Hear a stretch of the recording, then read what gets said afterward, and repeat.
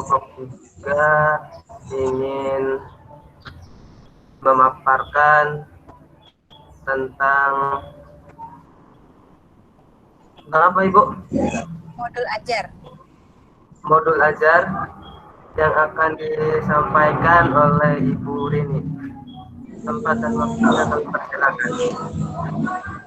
Baik, terima kasih kepada Pak Rudi atas waktu dan kesempatannya. Baik, Bapak-Bapak yang hari ini semoga sehat. Hari ini saya akan mencoba sedikit menyampaikan modul ajar yang telah saya buat di hari ke-6 pelatihan program sekolah penggerak kita. Baik, saya langsung mulai saja ya, Bapak-Bapak, modul ajarnya. Ya.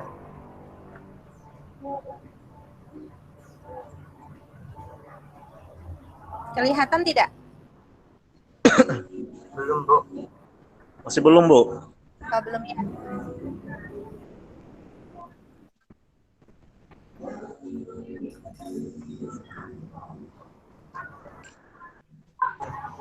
Bagaimana, ya, sudah sudah, kelihatan? Bu. Sudah. Jadi hari ini saya akan memberikan sedikit gambaran tentang modul ajar yang saya buat tentang kebugaran jasmani. Nah, poin pertama adalah nama satuan pendidikan. Nah, jadi dalam modul ajar itu poin pertama yang kita masukkan itu adalah tentang profil modul ajar kita. Profilnya yang saya buat itu adalah Satuan Pendidikan SMA IT Alfidian Kuburaya, fase E. Ini mohon maaf, Ibu, kelas 10. Nah, alokasinya 4 kali 45 menit, 3 kali pertemuan. Adapun kompetensi awalnya, yang pertama peserta didik mempunyai pengetahuan menyebutkan aktivitas sehari-hari yang dapat menimbulkan kelelahan. Yang kedua, peserta didik memiliki pengalaman dalam melakukan aktivitas sehari-hari peserta didik. Yang ketiga, peserta didik memiliki keterampilan dalam melakukan aktivitas sehari-hari. Nah, adapun profil pelajar Pancasila, sebenarnya profil pelajar Pancasila ini kan ada 6 poin. Nah, tapi yang saya ambil untuk materi kebugaran jasmani ini hanya ada tiga.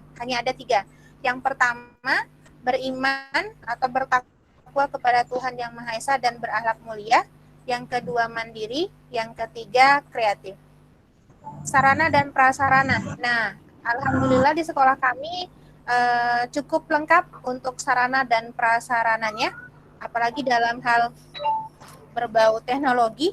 Alhamdulillah sekolah kami mempunyai banyak faktor pendukung. Nah, ada pun sarana dan prasarana untuk materi kebugaran ini. Yang pertama adalah laptop, ada Google Classroom, ada Google Meet, ada Google Form, ada matras, ada PowerPoint, ada handout, dan ada buku pegangan siswa. Di sekolah kami masing-masing anak memiliki buku paket masing-masing ya, yang mereka beli dengan uang mereka. Nah, adapun target peserta didik ada 32. Kebetulan kelas 10 di sekolah kami tahun ini, tahun ajaran kemarin itu jumlah kelas 10-nya ada 32 siswa.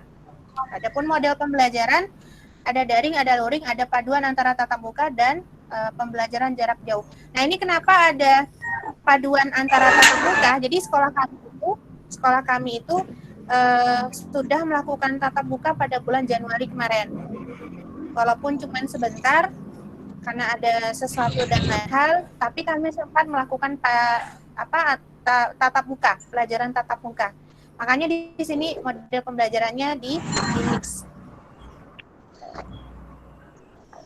Komponen inti. Nah, komponen inti ini di sini mencakup dua hal. Ada yang sifatnya pengetahuan, ada yang sifatnya keterampilan. Nah, pengetahuan di sini adalah secara sinkronus dan asinkronus, peserta didik dapat menganalisis cara melakukan latihan komponen kebugaran jasmani yang terkait kesehatan, kekuatan daya tahan otot, daya tahan kardiovaskular, dan kelenturan secara individual, berpasangan atau berkelompok.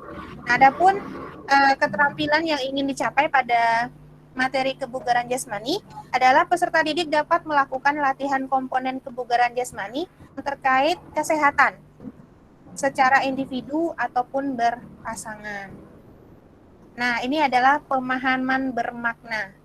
Semakin tinggi derajat kebugaran seseorang, maka dia dapat melakukan berbagai aktivitas tanpa cepat merasa kelelahan. Ketika seorang anak memiliki derajat kebugaran yang baik, maka ia dapat memperoleh banyak keberkahan melalui menolong orang tua dalam kegiatan sehari-hari di rumah, apalagi selama daring. Lalu selanjutnya ada pertanyaan pemantik. Nah, pertanyaan pemantik ini ada empat poin. Yang pertama, siapa di antara kalian yang sering membantu pekerjaan orang tua di rumah? Lalu yang kedua, kegiatan membantu orang tua yang seperti apa yang kalian lakukan? Terus yang ketiga, apakah kalian lelah ketika membantu pekerjaan rumah orang tua kalian? Dan yang terakhir, apa yang kalian rasakan ketika sudah selesai membantu pekerjaan orang tua di rumah? Yang pasti rasanya bahagia. Lalu selanjutnya ada kegiatan pembelajaran. Ini kegiatan pendahuluan. Nah, ini kalau versi daringnya, kelas dibuka melalui WhatsApp group dan mengajak siswa untuk telekonferensi melalui Google Meet. Nah, jadi di sekolah kami itu, masing-masing guru bidang studi itu akan punya kelompok belajar sendiri sama anak-anak sesuai dengan mata pelajaran. Kecuali kalau untuk IPA dan IPS, kalau IPA dan IPS itu memang digabungkan dalam satu grup biar tidak terlalu banyak grup. Jadi kalau dalam grup IPS di situ ada guru ada guru geografi, ada guru ekonomi, ada guru sejarah, ada guru sosiologi. Nah, di situ nyatu dalam satu grup. Jadi kalau misalnya ada jadwal jamnya sejarah, maka guru sejarah lah yang berkomentar di grup tersebut. Begitu juga dengan mapel-mapel lain yang kelompok IPS. Lalu yang kedua, guru menyapa peserta didik serta memberi motivasi dan mengingatkan agar peserta didik dapat menghargai tubuh dengan seluruh perangkat gerak dan kemampuannya sebagai anugerah Allah Subhanahu wa taala yang tidak ternilai dan dengan menjaga kesehatan agar terhindar dari COVID-19 ataupun virus-virus yang lainnya. Nah, ini merupakan wujud dari profil pelajar Pancasila, yaitu beriman, bertakwa kepada Tuhan Yang Maha Esa, dan berakhlak mulia. Lalu yang ketiga, guru mengaitkan materi atau tema atau kegiatan pembelajaran yang akan dilakukan dengan pengalaman peserta didik dengan materi atau tema atau kegiatan sebelumnya. Contoh misalnya, mungkin materi sebelumnya itu adalah misalnya tentang pelajaran bola, misalnya bola kaki. Nah, mungkin bisa dikaitkan. Kenapa seusia anak-anak SMA ataupun mungkin anak-anak yang kelas 10 umur 16-17 tahun itu mereka harus aktif dengan gerak, salah satunya adalah main bola. Kenapa? Oh, ternyata tujuannya adalah untuk supaya jasmaninya bugar atau tubuhnya sehat. Lalu selanjutnya itu contoh cara mengaitkan. Mengajukan pertanyaan yang ada keterkaitannya dengan pelajaran yang akan dilakukan sebagai tes awal untuk mengetahui kondisi awal siswa atau pretest, atau yang kita kenal dengan diagnostik.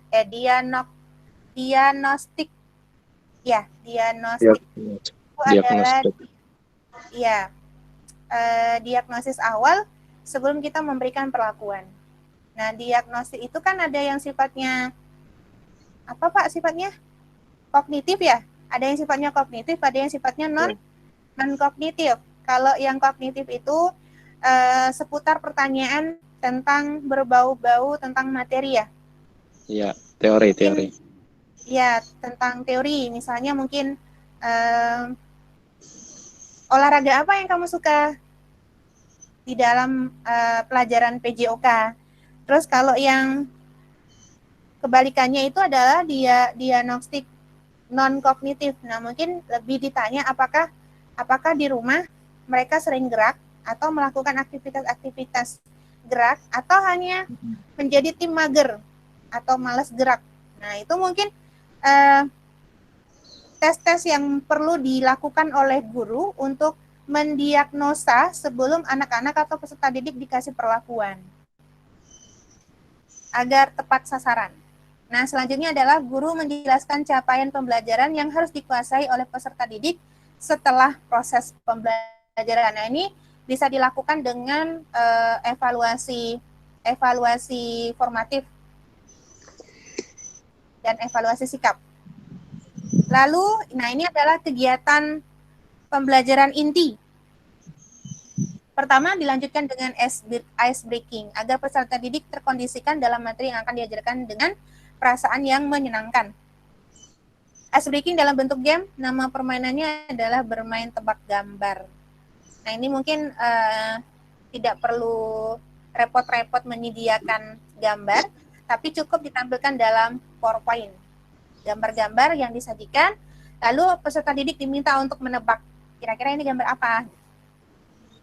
Guru menyampaikan cakupan materi yang dipelajari, yaitu konsep latihan peningkatan derajat kebugaran jasmani yang terkait dengan kesehatan, daya tahan, kekuatan, daya tahan kardiovaskular, dan kelenturan.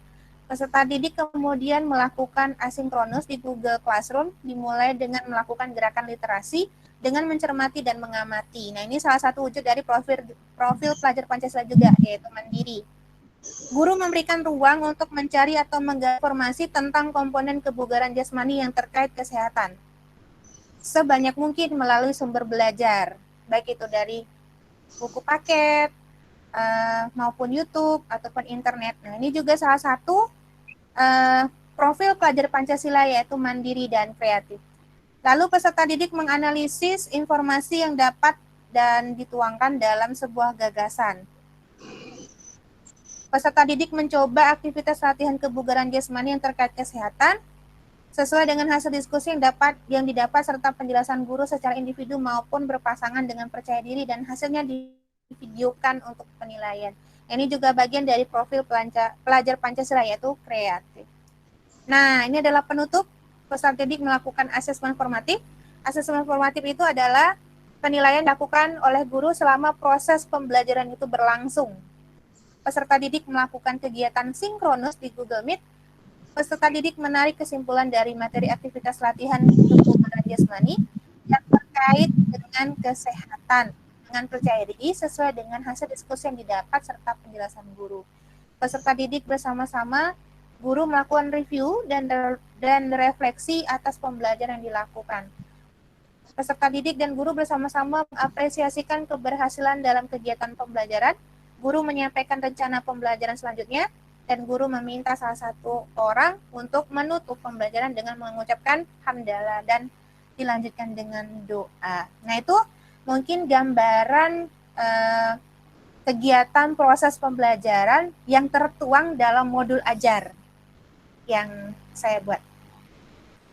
Lalu untuk asesmen, nah asesmen yang dilakukan di modul ajar ini atau yang ingin diambil dalam yang tertera dalam modul ajar ini adalah asesmen sikap atau penilaian sikap. Nah, di sini ada apa ya? Apa namanya ini?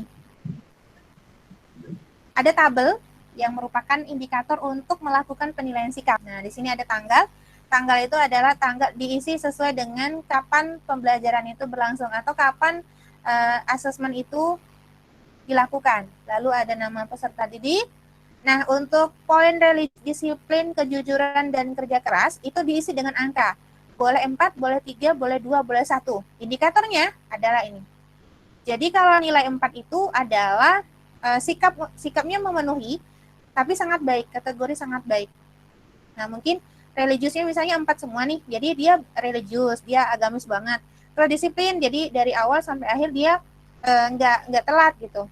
Terus kejujuran, nah dalam proses pembelajaran dia mengutamakan kejujuran dan kerja keras. Nah, salah satu bentuk dari kerja itu adalah dia berusaha untuk merespon gurunya, baik itu menjawab pertanyaan ataupun mengajukan pertanyaan. Nah, baik, cukup, perlu bimbingan, ini masing-masing indikator untuk menilai sikap untuk poin religius, disiplin, kejujuran, dan kerja keras. Nah, selanjutnya adalah evaluasi pengetahuan. Nah, evaluasi pengetahuan ini sebenarnya guru itu sudah membuat beberapa pertanyaan terkait dengan materi kebugaran jasmani. Yang pertanyaan tersebut dibuat dalam bentuk Google Form.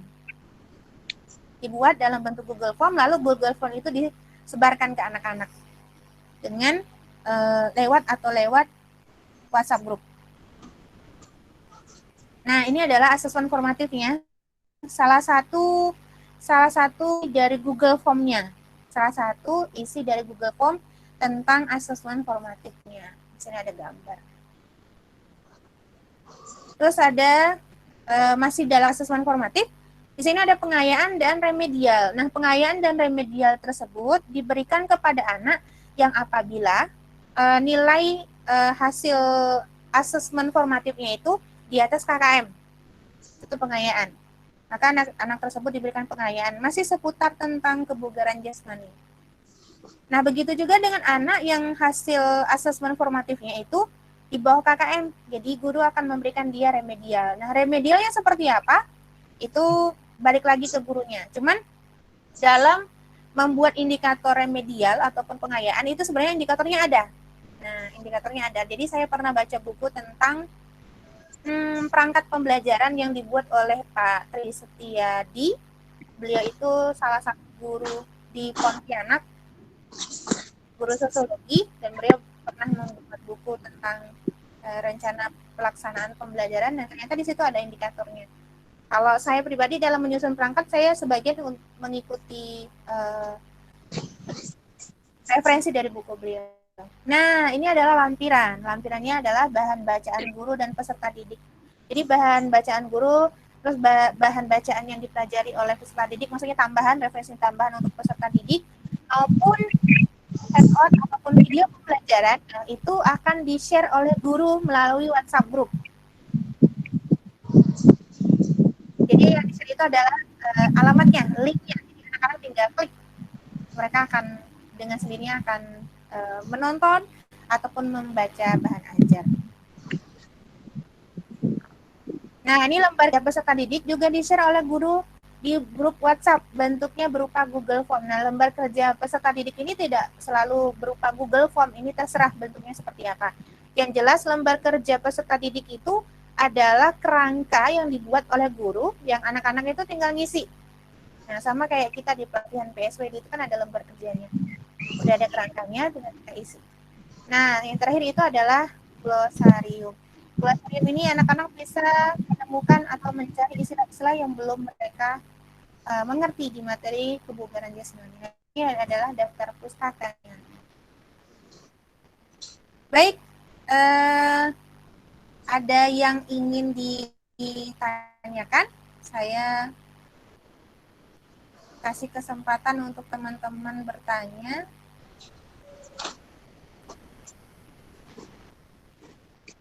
Baik, Bu Rini, saya Bu. Ini ada pertanyaan. Silakan, Pak. Saya Bu ya. Ya, silakan Pak Yuliance. Apakah suara saya Oh iya Bu. Ya, terdengar baik. Dengan sangat baik. Tadi untuk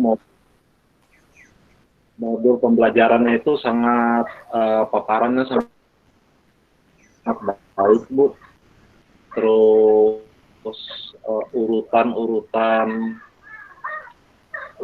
modulnya itu juga sudah sangat jelas.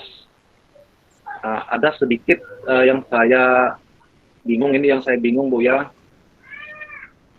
Untuk profil pelajar Pancasilanya, yang saya tahu, itu profil Pancasila itu kan ada 6 ya, beriman, bertakwa kepada Tuhan Yang Maha Esa, kebinekaan global, hidup mandiri, gotong royong, benar kritis, ada kreatif.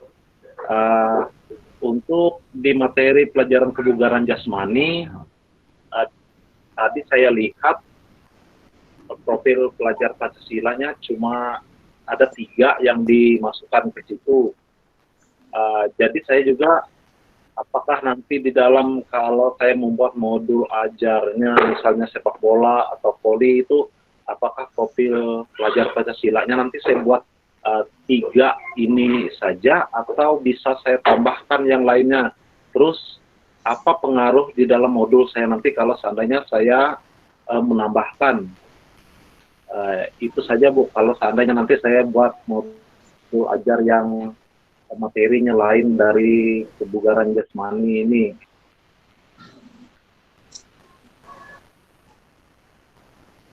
Ya, baik Pak Yulianca, saya mencoba untuk menjawab. Baik, mungkin itu namun rekan-rekan kalau misalnya ada yang mau menambahkan. Ya, baik, terima kasih Pak Yulianca atas pertanyaannya. Saya coba menjawab. Suara saya kedengaran dengan bagus ya? Dengar Bu, dengar. Ya. Sangat jelas Bu. Jadi dalam modul ya. Jadi dalam modul ajar yang saya tampilkan barusan Pak, itu kan ada 3 aja tuh dari profil pelajar Pancasila yang saya tampilkan. Nah sebenarnya profil pelajar Pancasila yang saya tampilkan ke modul ajar itu adalah salah satu tujuan yang saya ingin capai dalam pembelajaran kebugaran jasmani.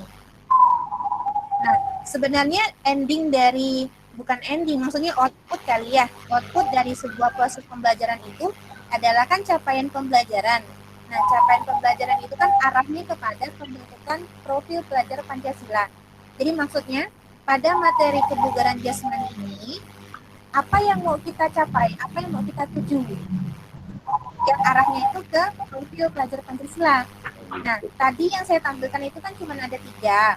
Ada beriman, bertakwa kepada Tuhan Yang Maha Esa dan berakhlak mulia, terus ada mandiri, terus ada kreatif. Kalau seandainya Bapak mau menyampaikan materi misalnya tentang bola besar, misalnya Bapak boleh menambahkan atau memasuk semua unsur profil pelajar Pancasila selama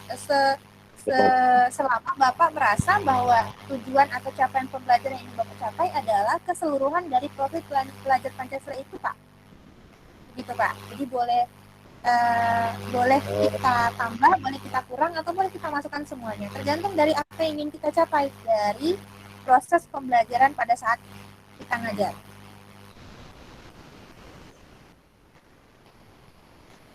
Bagaimana Pak Yuli? Iya Bu, sangat jelas Bu. Berarti ini kalau sifat sudah sangat jelas Bu. Berarti ini nanti kalau seandainya saya buat modul tentang sepak bola, bisa berarti nanti saya masukkan ke gotong royong. Mungkin yang ingin saya capai karena gotong royong itu di dalam sepak bola karena mereka kan bekerja sama. Jadi kayaknya gotong royong itu dalam sepak bola perlu dimasukkan. Mungkin itu saja Bu ya. Ya, benar Pak. Gimana, ada yang lain mungkin mau baik, bertanya? Bu, terima kasih atas penjelasan. Ya, baik, terima kasih Pak Yuliance. Mungkin Pak Henry Ya, saya Bu. atau Pak Ari? Ya. Ya, silakan Pak Henry. Ya, saya. Jadi masih terkait tadi Bu, untuk modul ajarnya, itu urutannya memang harus sesuai seperti itu atau ada yang lain? Dimana kalau yang sebelumnya kan kalau di RPP itu yang pertama itu biasanya ada KI 1, KI 2, KI 3 dan KI 4 kan. Kalau di ini kan di modul ajar itu profil pelajar Pancasila ya. Di KI 1, KI 2, KI 1 itu kalau nggak salah itu tentang tentang keagamaan ya. Yang kedua itu tentang kebangsaan, kemudian yang ketiga itu tentang kognitifnya, dan yang keempat itu keterampilannya ya. Nah kalau di sini kan itu profil pelajar Pancasila. Kemudian urutan-urutan yang lainnya itu biasanya kalau ada yang di RPP itu kalau nggak salah tujuan itu agak di awal ya. Nah kalau di sini di modul itu urutannya harus seperti itu atau gimana Bu? Ya, sesuai dengan yang saya dapatkan dan saya pahami dari pelatihan PSP kurang lebih hari ini sudah hari ke-8, bahwa format modul ajar itu memang seperti itu Pak. Iya. Memang seperti itu adanya. Jadi memang tidak sama dengan RPP, bahkan urutannya juga tidak sama dengan RPP. Hal-hal yang terkandung di dalam modul ajar juga sedikit berbeda dengan RPP. Dan seingat saya dan sepemahaman saya, Pak Adrian pernah berkata bahwa memang kerangkanya memang seperti itu, dan untuk sementara waktu dimohon untuk mengikuti seperti itu gitu. Jadi untuk sementara waktu ya saya juga ikut menjawab bahwa memang itu adalah kerangkanya, susunannya memang seperti itu. Begitu Pak Henry. Ya, tapi yang jelas yang intinya itu hanya perubahan nama ya, kata Pak Adrian itu ya, setiap pemimpin itu ada kebijakan atau ada inspirasinya masing-masing lah, keinginannya dia maunya seperti itu ya. Ya, terima kasih Pak Henry. Ya, semoga jawabannya terima kasih, Bu. memuaskan.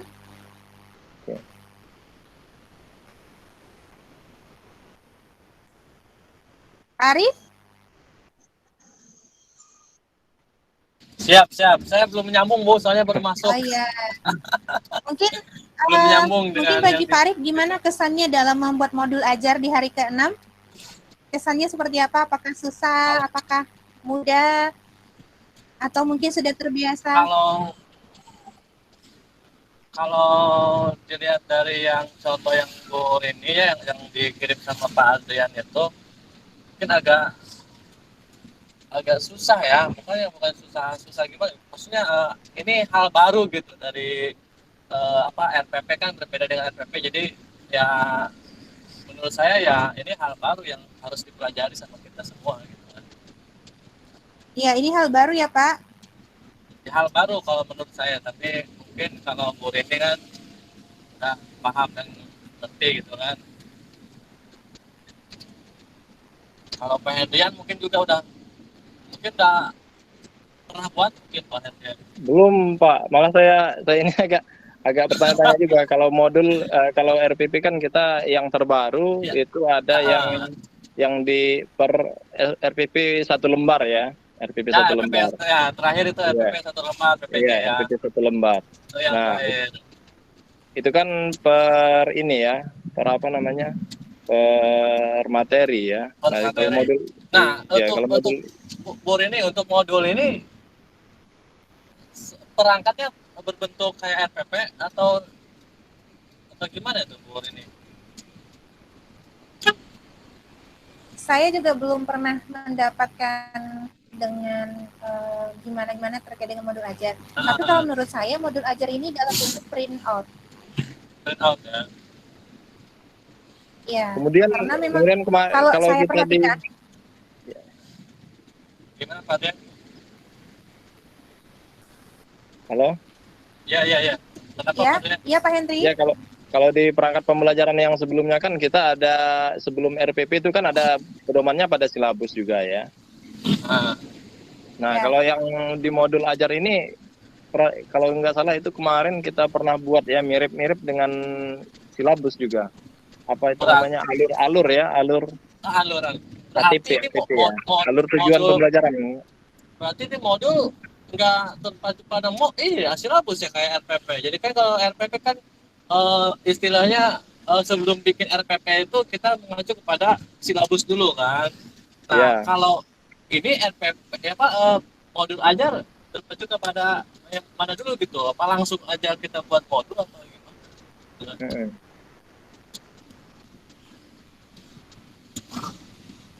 Apakah itu ATP kemarin, itu alur tujuan pembelajaran itu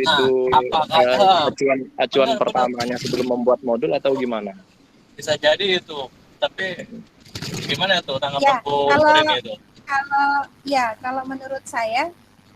Kalau menurut saya modul ajar itu memang referensinya atau isinya itu mengutip dari atau pengembangan dari silabus dan RPP sebenarnya. Cuman kerangkanya tadi kan ada komponen inti, ada pertanyaan pemantik. Nah, seperti itu kan tidak ada di RPP. Nah, itu memang udah kerangka dasar dari modul ajar. Cuman isi dari modul ajar tersebut kita ambil dari pengembangan RPP dan silabus. tetap referensinya dari sana. Cuman modul ajar itu seperti perangkat yang baru, ya betul sekali kata Pak Arif, ini baru buat kita, saya juga pribadi baru, tapi kita adopsi dari RPP dan silabus itu. Cuman kerangkanya aja yang udah dari sononya bahasanya, dari sononya, dari sananya gitu. Kalau Pak Hendri ya, secara kalau misalnya ya, kata Bu ini tadi kan terpacu, kita tetap berpacu kepada silabus. Berarti Ya. undang apa modul kita harus buat silabus juga gitu kan? Gimana?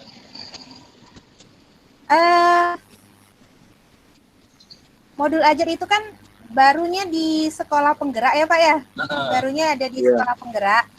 Nah mungkin nanti di sekolah penggerak kita tunggu aja kebijakannya, apakah modul ajar itu sebagai pengganti dari RPP dan silabus, atau modul ajar itu adalah sebagai pelengkap, administrasi pelengkap. Jadi mungkin kita diminta untuk buat silabus, RPP sekaligus modul ajar, atau RPP dan silabusnya itu digantikan oleh modul ajar. Nah kita tunggu saja teknis dari penerapan sekolah penggerak, kurikulum sekolah penggerak, ya?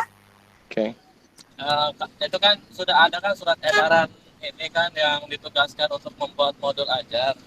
Termasuk kan kalau saya kan ditugaskan suruh membuat, tapi ya untungnya bukan mapel PJOK ya, jadi bahasa Inggris. Tadi saya ketemu sama gurunya, jadi dia itu bilang padahal dia sudah yang tahap 2 ya, tahap 2 ini apa pelatihan ini. Dia bilang, Pak Arif ini gimana saya buat modulnya, kan itu udah pelatihan, jadi susah katanya gitu kan, ke Arif bilang itu susah Pak gitu, baru kemarin pelatihan masa harus buat modul, kan itu juga hambatan juga ya, pakai apa sebagai guru mapel juga kan, jadi belum ada gambaran yang udah gitu, yang aslinya itu seperti apa modul itu. Ya, mungkin ini juga tadi yang dikeluhkan sama ini ya Pak Ahmad Syaroni, ketua kelas kita. Kalau di Kalimantan belum ada Pak, belum ada instruksi seperti itu. Untuk daerah Banten belum udah ada keluar suratnya Bu, yang ditugaskan itu sekolah ini mapelnya apa gitu kan. Makanya agak keberatan gitu pihak mapel yang ditugaskan itu untuk membuat modul, kayak kasihan juga gitu kan. Kalau nggak ada referensi dari yang dikasih arahan gitu ya. Iya. Disuruh kerja tapi nggak dikasih arahan. Ya betul sekali. Bahkan yang masalahnya itu Pur ini yang lebih parah itu kan yang kasusnya Pak Ketua tuh, yang dia nggak ikut pelatihan disuruh bikin modul aja tuh, bayangkan kan. Dan waktunya cuma 2 hari untuk bikin modul aja setahun. Nah itu itu sangat lucu sekali itu, aduh gimana cerita Pak Ketua. Kalau untuk itu saya belum berani menjawab Pak, karena memang di Kalimantan Barat di sekolah saya belum ada instruksi seperti itu. Pak Hendri gimana? Udah ada suratnya belum? Belum ada Pak, belum ada. Belum Kak. Oh, aduh ini kok Banten ini terlalu cepat banget ya, aneh saya.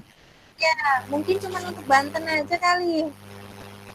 Ya moga-moga aja dari yang lain juga deh, biar adil. Ya.